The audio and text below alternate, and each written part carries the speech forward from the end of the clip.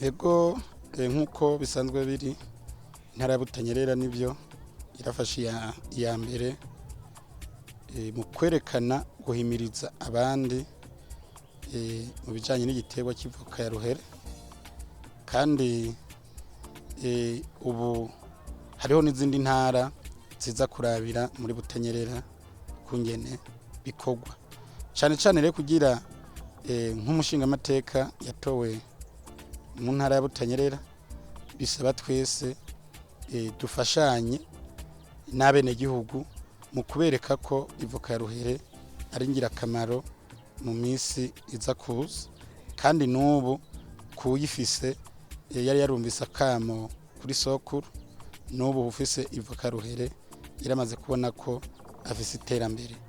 Hama rero natwe kugira dufashe cane, murabona ko naciye nza nkagura imisozi, nkegeranya imisozi, mwabonye ko ivoka ziriko zirategwa muri hegitari ijana ziri hamwe, kuvuga ko nashatse kugira nereke abantu bino mw'izone isanzwe mvukamo kugira mbahimirize naje babona ko ibyo mbabwira ari byo, hama babone ko naje nabikoreyeko.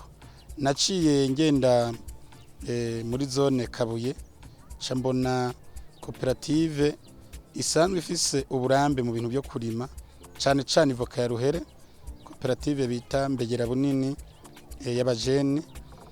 Ndavye ibikorwa ikora ca mbona birateye igomwe, ca mbona ko bafise ivoka imirima, barantembereza ahantu hose bateye ivoka, ca mbona ko bashoboye.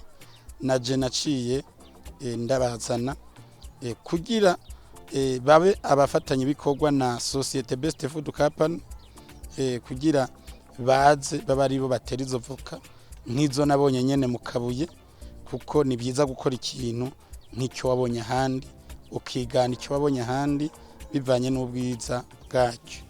Naciye ndabazana ngaha, ubu nibo bariko baratera izi hegitari 100. Mwabonye ko bamaze gutera hegitari 50, hasigaye izindi 50. Mwabonye ko imodoka yari pakiye izindi voka zirenga ibihumbi 7 bazanye, baguma babandanya batera.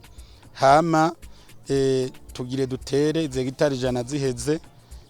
Mwabonye ko hariho n'abandi bariko baraca imikobeko kugira izi hegitari 100 zose zibe ziteguye neza. Harimo umugoronome nyene asanzwe arabira ya koperative Mbegera Bunini, kandi tukaba dufise umugambi muri societe ko duhejeje gutera ivoka tugaca dutera n'ubwatsi, ko duca tworora inka. Hariya mwabonye naho hariko harategurwa kugira hubakwe ibiraro bizoryamwo inka 200, kugira izo nka zizoye zirarya ubu bwatsi. Nka cane cane nk'uko Best Food Company isanzwe ikora n'ibindi bikorwa, ifise n'uruganda ruhingura ibigori isanzwe irima, kugira izo nka zizoye ziraronka n'ibisondore. Mu bisanzwe societe ibisabwa byose mu bijyanye n'uburimyi ikaba yikwije. Murakoze.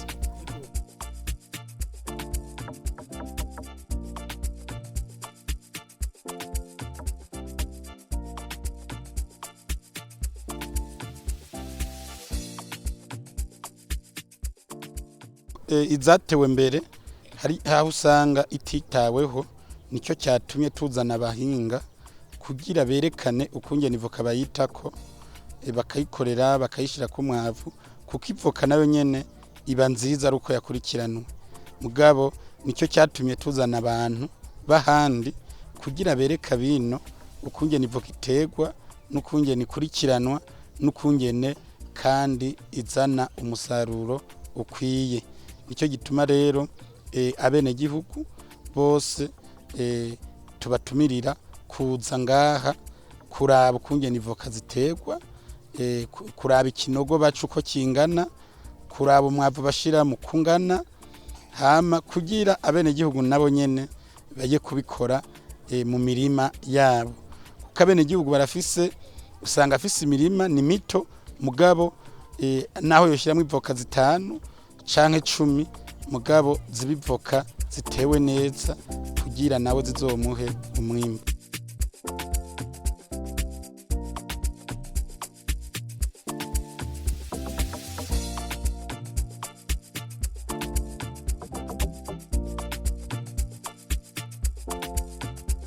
Turafise ivoka ibihumbi 4 byari bisanzwe biteye nibijya mwabonye bariko baragirira greffage. Hakaba ivoka ibihumbi 13 biriko birategwa ubu, hakaba bimaze gutegwa, hakaba ibihumbi 7 by'imodoka yazanye navyo nyene bigiye kubandanya bitegwa. Umugambi kubera wagutse no gutera ivoka nyinshi, tukazotera hegitari 100 zihetse. Hariho nandi mahegitari menshi tuzogenda turatera mugabo yoyo atari hamwe. Twe twashatse kubanza gutera izi ziri hamwe kugira mwizone canke mu ntara hazoba ari ahantu hakarorero, kuko ihegitari 100 ziri hamwe namwe mwabibonye no kuzizenguruka gusa mwabonye ko ari ibintu bitoroshe no kuhagendera. Namwe murabona ko hazoba haryoshe kuharabisha ijisho, ivoka zirimo zikuze, hama harimo inka, harimo n'ibyamwa. Murabona ko hazoba hari ahantu hakarorero.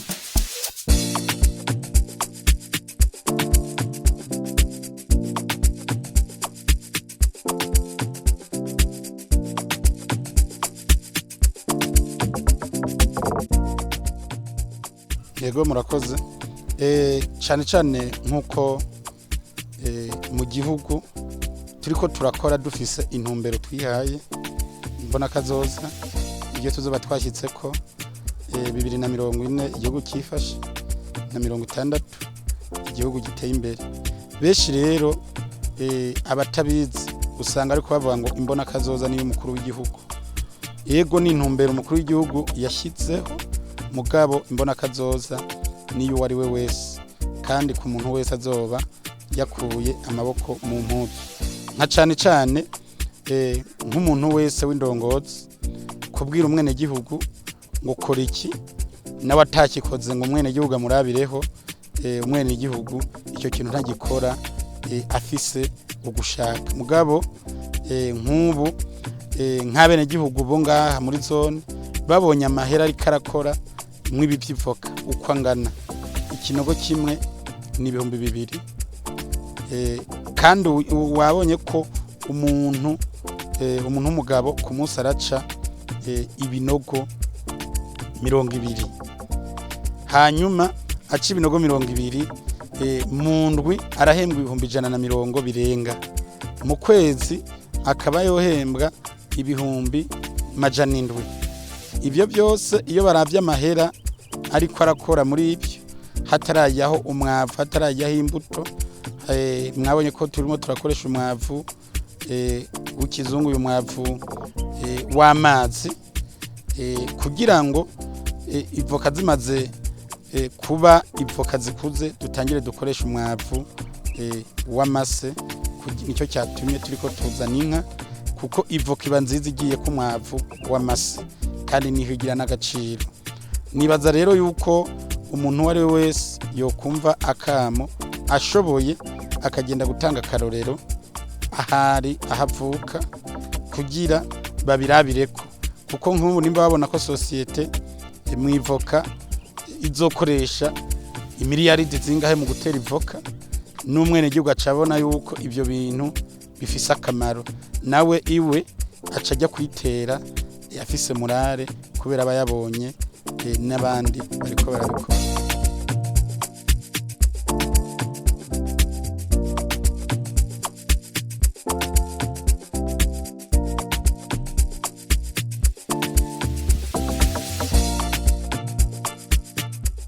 Nka cyane nka societe irinze izikegeranya amatongo nkaya ku mahera menshi n'uburyo iriko irakoresha, kandi ugacubona yuko abantu bose mu bategwa kamo ko kuri imivoka. Ibyo rero ni icyumviro cy'inganda zihingura ayo mavoka sosiyete iragifise kuko mwarabonye ko abantu bumvise akamo ko kurima ibigori bica biba byinshi hamwe umwene gihugu uko asaruye ibigori niko bariko acaronka amahera. Ubu rero icyo kivoka mu kugikora no kukiyumvira nuko hariko hariyumvirwa n'inganda zizoya zica zihingura izo voka kugira umwene gihugu asarure afise n'isoko na cane nka sosiyete. Murabona ko igihe cyo gusarura izo bisarura ivoka nyinshi ku buryo ifise n'uruganda yokoresha n'ivoka zayo. Murakoze.